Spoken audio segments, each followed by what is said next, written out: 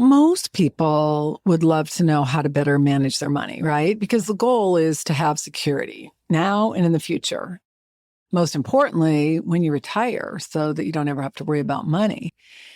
And the first step of that process is you got to figure out what stage of the money game you're in. So what we're going to dive into today is insight so you can determine what stage you're in, because that determines how you make decisions, the best ones. We're also going to then dive into 6 different insights to really help you better manage your money. So if you want to know the insight to better manage your money so you can stop worrying about money and start living and loving your life more, you're going to love today's episode. Hi, I'm Annette Bau, host of the Wealth Inside and Out podcast and founder of the Millionaire Insider. My mission is to help you simplify the money game so you can create a financially secure and fulfilled life without having to have a PhD or spend countless hours on your finances. You're going to learn how to think like a millionaire, stop worrying about money and wondering if your financial house is truly in order, and instead spend your time doing what you love. With over 3 decades advising 7, 8, and even 9-figure millionaires, and now joining that elite group, I'm in a unique position to help you make the best financial choices so you can create a secure financial future and retirement you love. This is the Wealth Inside and Out podcast.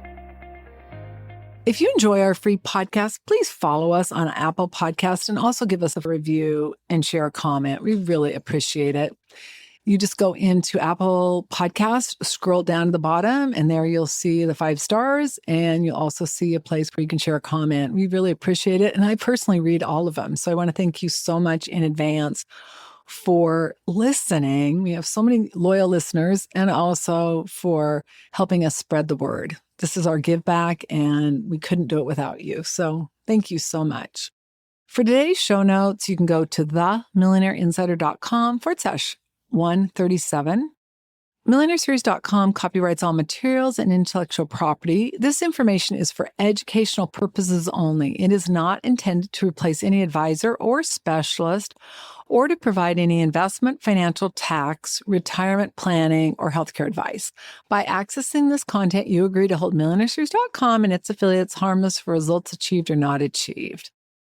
One of the things that has become so forefront in my 3 decades of advising 7 and 8-figure millionaires and even joining that elite group is really seeing how people with money manage their wealth and what people with it do and what people without it don't do. And today I'm going to walk you through the best ways to manage your money depending on the stage you're in. So let's first of all dive into those stages, and then we'll dive into the 6 insights. This is really a rule of thumb, but generally speaking, if you aren't yet 50, you're in that accumulation phase where you're putting as much money away as you can, and your entire goal is accumulation. Then you've got the 50 to 65, which is more the pre-retiree, and then you've got the 65 plus. Now, granted, it kind of depends on when you retire and more about your situation. Today, we're going to focus on those 3 stages and really those ages, even though yours could vary. So the first issue is you've got to begin with clarity. Now, I like it when you focus on clarity as well as the feeling or emotion you're trying to achieve. And so what you got to do is you got to define what financial success and security looks like to you, as well as what it feels like.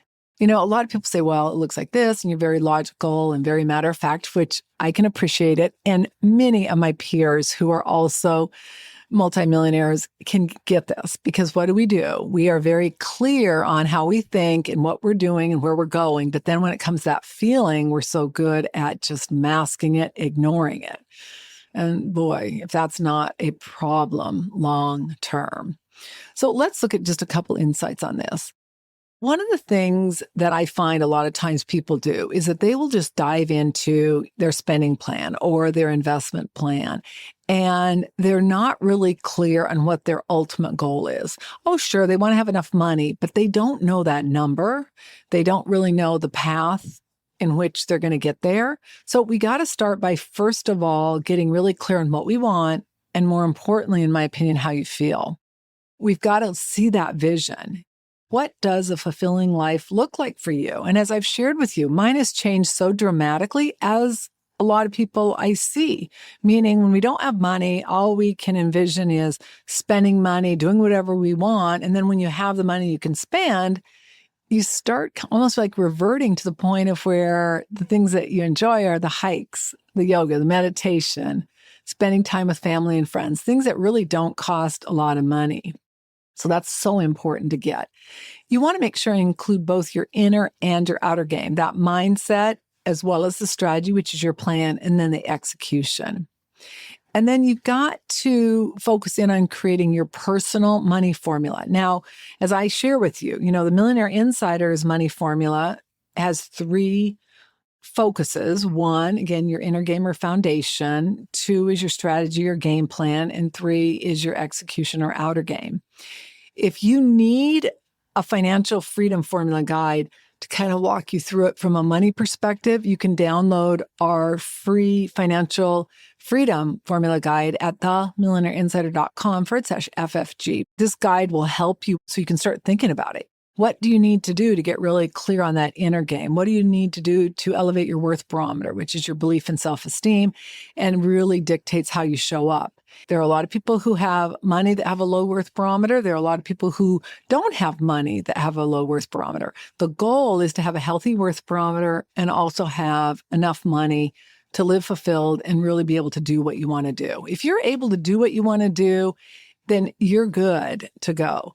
But if you don't know, or you're not sure you're going to have enough, or you don't have enough guaranteed income, regardless of what the stock market does, then you got to start somewhere. And this guide will help you. Again, themillionaireinsider.com/FFG. So once you're really clear on what you want, both from a factual, meaning a number standpoint, as well as the feeling you're after. Now one of the things I find really interesting here that people get a little caught up on is they'll say, well, I don't want to feel nervous, or I want to let go of the insecurity, or I don't want to do this. They're focused on what they don't want. All I want you to do is take whatever it is that you don't want and focus in on what you do want. I want security. I want a free feeling. Now, what does that feel like? For me, a free feeling is being able to do what I want from the time I wake up until I go to bed. Now, reality is there are obviously things in there that we're going to have to do that maybe we don't want to do. But the majority of time we get to choose, and especially in our free time, how we show up and what we do. So get really clear on that. For me, peace of mind and flow is so important. And so what I'm always focused in on is, do I feel that peace just in my heart where I feel calm? I feel kind of in the zone. And if I would describe it, I'd say, I don't feel stressed. Now, you don't want to focus on that because you want to focus on what you want. But just to give you an idea how it feels, I don't feel stressed. I feel really motivated, inspired, calm, happy, fulfilled, just like I can take a breath. It's just amazing what happens. And meditation is probably the most powerful way to get there, so that you can really, really train yourself to be able to get to that feeling really quickly as compared to staying stuck in those old feelings of overwhelm, fear, anxiety, worry. So important. All right. The second thing is to create a spending plan that really reflects your values. For many people, a budget sounds really restrictive. So if it does, just reframe it to a spending plan. You want to categorize your spending. You've got your need-based expenses, which are really essentials, what you've got to have. And then you've got your wants. Those are typically things that are going to be what you would love to do or what you enjoy doing, but they're not essentials, meaning you could survive without them. Now, if there's something in there that you absolutely positively could not survive, then you need to include that in your essentials. That's so important. So you've got your needs and you got your wants. And then ultimately, it's like your legacy, generational wealth. What do you want to leave behind? How do you want to be remembered? I encourage you to download the Magical Budget if you haven't yet. You can go to themillionaireinsider.com/MBT.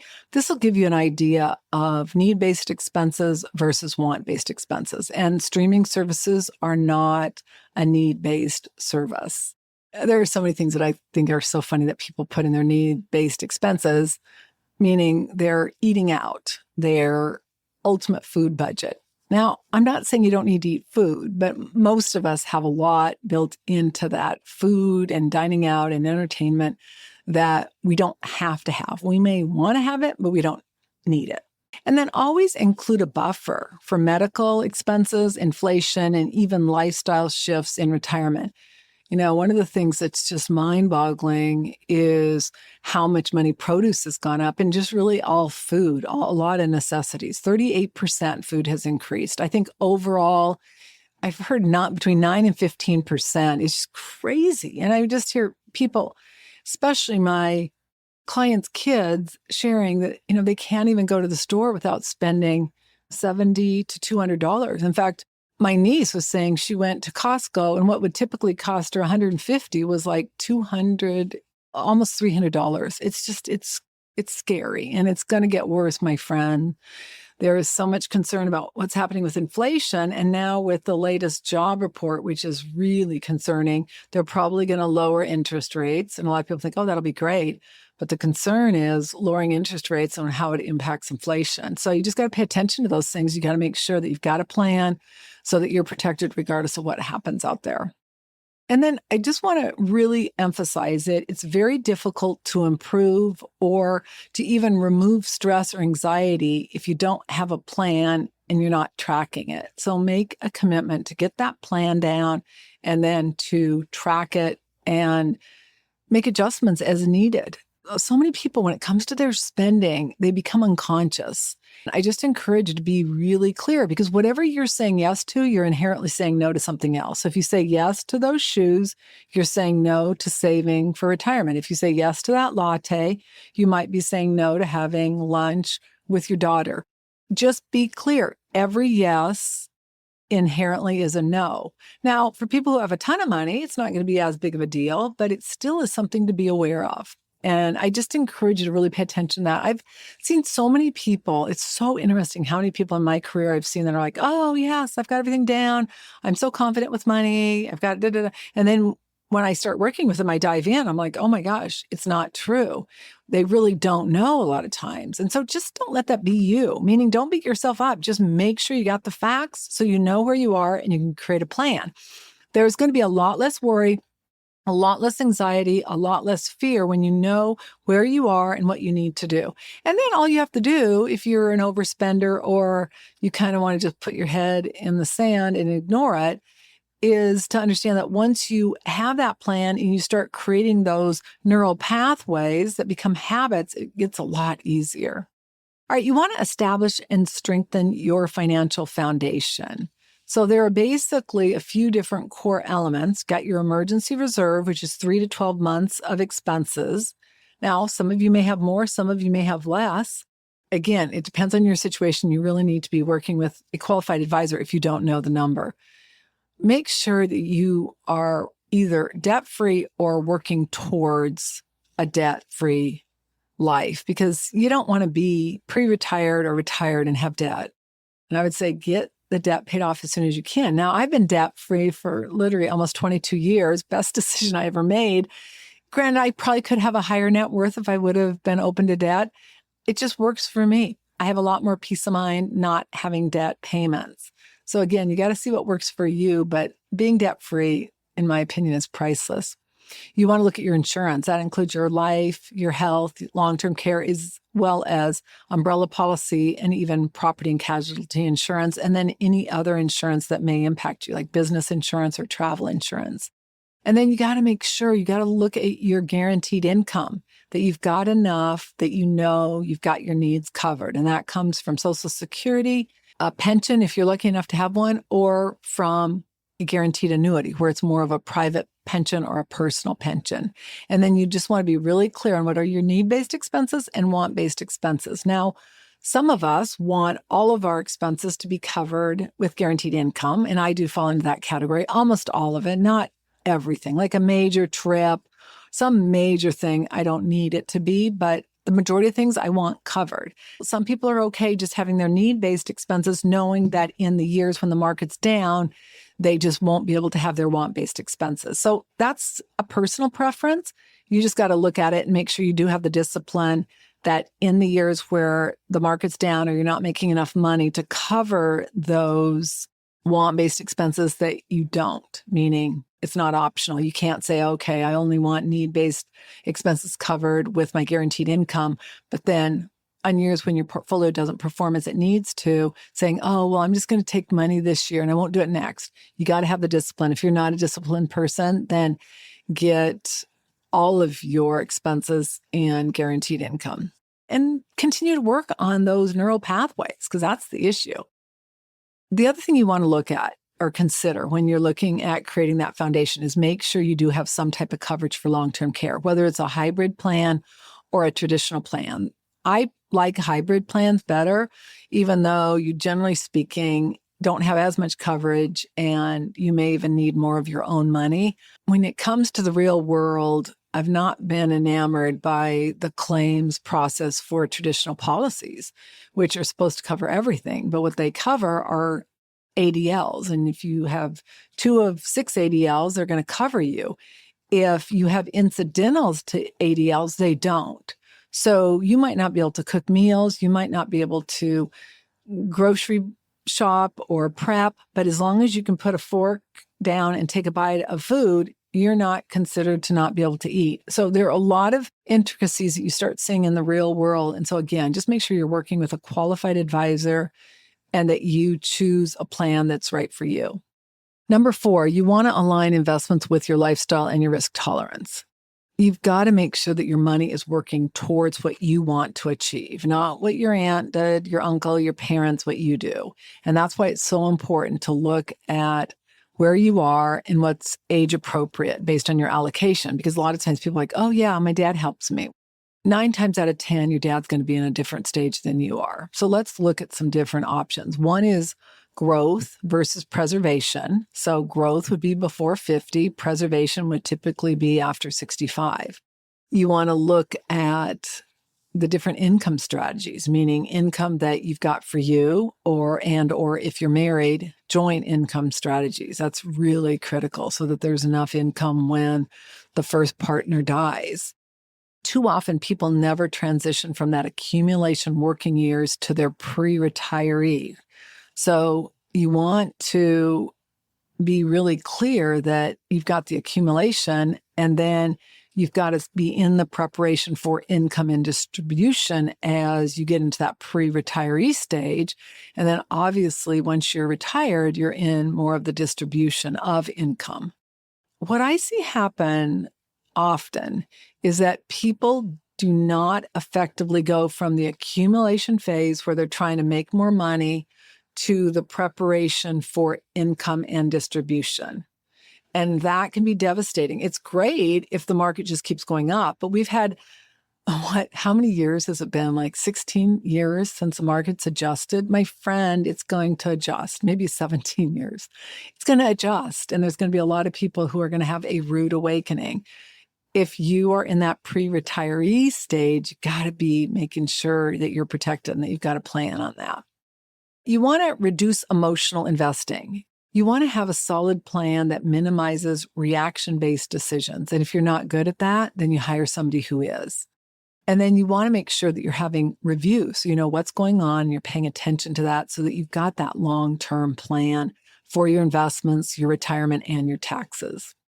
Number 5, you want to automate and simplify what you're doing. So automate your savings if you can, meaning getting your investments, your savings, your personal investments, all of those where they're automatically happening. You're not even thinking about it. It's also helpful to automate your bill pay, but making sure that what you're paying you really need versus it being a want. If it's a want, you want that to come out of your want bucket, even if you're in the accumulation phase. I see so many people who are so unorganized. They have so many different accounts. You can't even keep track of them. Get them consolidated, get them organized. It'll simplify your life. And if, God forbid, something happens to you, it will simplify your heirs' lives. You want to streamline your paperwork as much as you can, even using secure digital vaults. Eliminate the subscription and services you don't need or use. One of the things that I see, which is mind-boggling to me, is that my clients, who are mostly heirs of my clients who don't have a lot of money have every streaming service out there. Whereas my clients who have a lot of money, we have one or two. In fact, I noticed that we had a few more. And I think one of my kids had signed up for another one. Like, we're not having 15 streaming services. And so that's how it is. You don't have to like it. You don't have to agree with it, but that's how it is, especially if I'm paying for it. I encourage you to consider financial minimalism and really focus in on peace of mind.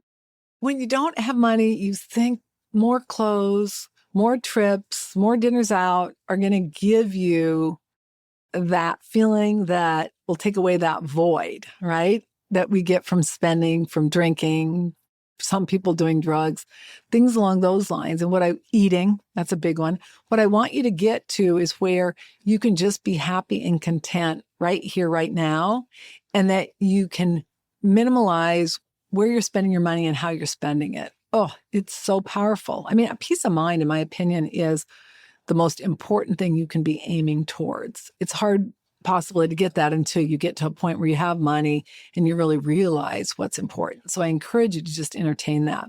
And then number 6 is to create a plan for longevity and legacy. You're likely going to live longer than expected, and your plan has to take that into account. People who don't are the ones that are potentially going to run out of money. And I've seen so many people who've had money, a good amount of money, and then they live longer than they thought they were going to, and they start getting into problems. Thank goodness it's not been into my clients because I'm on top of it and I'm the one that calls them out. Not always do they like it, but it's like, hey, if you're overspending, you're going to hear from me long before it's a problem. It's been a tough conversation for some of my clients because they don't want to hear it. But it's like, hey, we're having this conversation now because I'm not having it with you once you have gotten past that point of no return. You also want to make sure you have an up-to-date estate plan, that you have a plan for your RMDs and your tax strategy in your money management plan. Even looking at conversions of your IRA is so important, and doing that sooner rather than later. You want to make sure that your heirs know what your legacy plan is and your end-of-life wishes, and you want to have those included in a formal document. Along with your estate plan, you want to make sure you got your power of attorney, your pour over will, as well as making sure your entire estate plan is coordinated with all of your other documents, meaning the titles, which some assets pass via title, some pass via beneficiary. Some assets will have a primary and contingent beneficiary. Other ones will have just a primary beneficiary. You got to have somebody that knows what they're doing because that is a very complicated process and it takes years to really master. And then I encourage you to make sure and share your plan with a trusted advisor or family member so someone knows what's going on. One of the biggest challenges I see when it comes to money management is the fact that no one else knows what the plan is. And I share with you the woman that was in my workshop whose husband said everything's taken care of. He just never told her where the instructions were that showed her that everything was taken care of. And 2 years after the probate, she found the box with a bunch of assets in it that had to be probated and instructions of how to do it. And she had to go through another probate. It was a nightmare. Don't let that be you. Now, if you want an additional resource as far as when it comes to residual income, meaning creating those passive streams of income, which are so critical when it comes to money management, I encourage you to download our residual income guide. You can go to themillionaireinsider.com/RIG. The residual income guide is just going to help you get some clarity around the different ways in which you can create residual and passive income, and more importantly, how you can create a plan so that you don't have to worry about outliving your money and you can more effectively manage your money, both the need-based money as well as the want-based money. So that resource is critical, and you can access it at themillionaireinsider.com/RIG. In conclusion, let's just review some of the best ways to manage your money. The first thing you got to determine is what stage of the money game are you in? Again, rule of thumb, accumulation up to 45 or 50, pre-retiree 45 to 65, and then retiree 65 to maybe 75, depending on where you're at. So those are just rules of thumb. But what you want to do is you want to be managing your money with clarity, getting really clear on what you want, being consistent and being calm so you can be really present, and then also getting really clear on how you want to feel. The most miserable people are people who spend their entire life accumulating all this money and they never take the time to get really clear on the emotion and the feeling they want from accumulating the money. So let's just really break this down.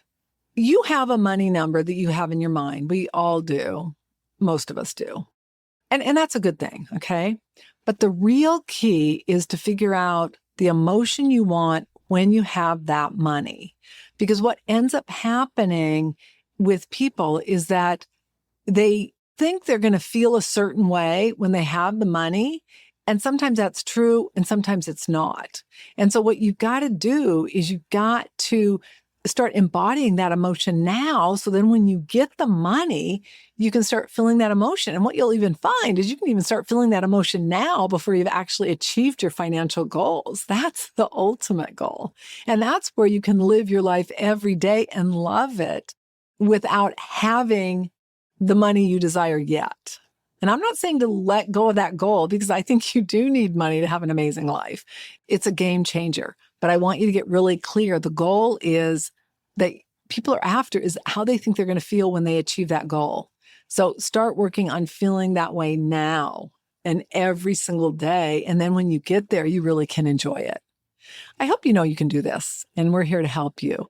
If you're ready to take the next step and make your goals a reality and really get your money management plan down, I encourage you to go to themillionaireinsider.com/support.